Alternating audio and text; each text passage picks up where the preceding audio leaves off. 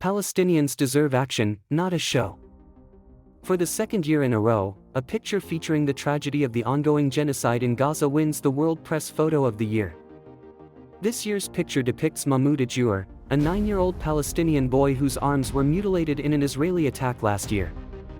He was fleeing Gaza with his family when he turned back to urge others on before an explosion severed one of his arms and badly injured the other. The two arms were amputated just close to the shoulder. Now armless and in Qatar, Mahmoud Ajour was captured under the showers of the sun, his skeleton bare behind his white singlet. Click. Click. Another Palestinian tragedy has made another global spectacle. The world doesn't need another World Photo of the Year to appreciate the tragedy unfolding in Gaza. Bold Palestinian journalists, about 200 of whom have been killed in the war, have shared thousands of pictures and videos over the days and weeks and months since October 7 to document the devastation of a people and the destruction of a city.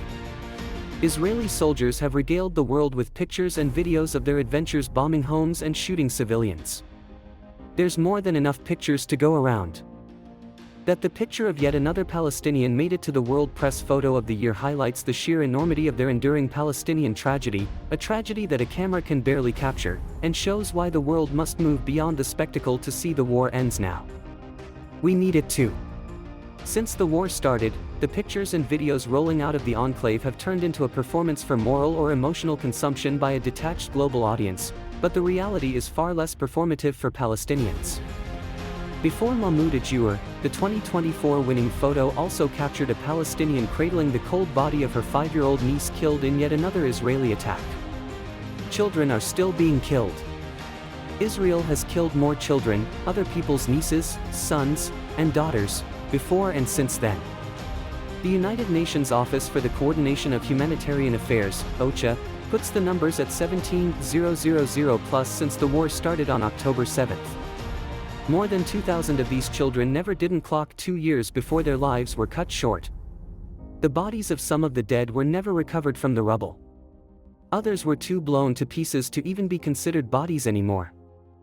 One would think, expect, or at least hope that this macabre spectacle will inspire meaningful interventions to end the Palestinian suffering, but no.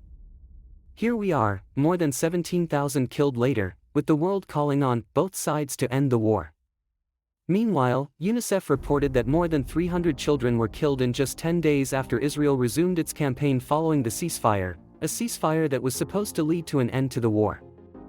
The Palestinian situation and the pictures emerging from it remind me of the vulture and the little girl.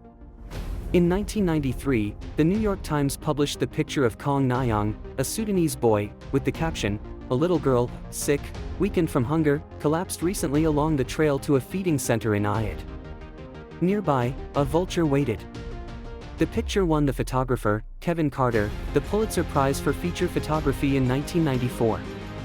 It also generated massive awareness about the Second Sudanese Civil War and the famine it imposed on civilians. However, critics lampooned Carter for exploiting the boy's tragedy. Kevin Carter's trouble started when a listener phoned in during one of his interviews and asked him what had happened to the little boy. "I didn't wait to find out after this shot," he said, "I had a flight to catch." Then the caller said, "I put it to you that there were 2 vultures on that day, one had a camera." Like the hapless Sudanese boy stalked by a vulture, the children of Gaza are being stalked vultures armed, not just with cameras, but also with powerful military, media power, and the backing of complicit nations. Some enable the carnage. Others uphold it with their silence. Unlike Carter, the world must move beyond its fascination with the spectacle of Palestinian children suffering and begin to intervene meaningfully to end it. Pictures of Palestinian children dying at the behest of these vultures should not just be a spectacle for magazines, social media, and the World Press Photo of Year judges.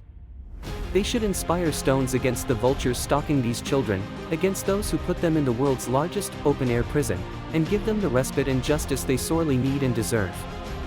The Palestinian horror is real. As witnesses to that horror, we have one of 2 choices: speak up for the Palestinian people and against the genocide, or remain voyeurs taking in the suffering of a people. As Susan Sontag wrote in Regarding the Pain of Others, the only people with the right to look at images of suffering of this extreme order are those who could do something to alleviate it. Or those who could learn from it. The rest of us are voyeurs, whether or not we mean to be. There's so much more the world can do to ease the suffering. This is not the time for learning. For over a year, we've witnessed the brutality of Israel's assault on Gaza, the West Bank, and beyond. This reality is a tragedy, not a spectacle. We can't afford to turn it into a show for voyeurs.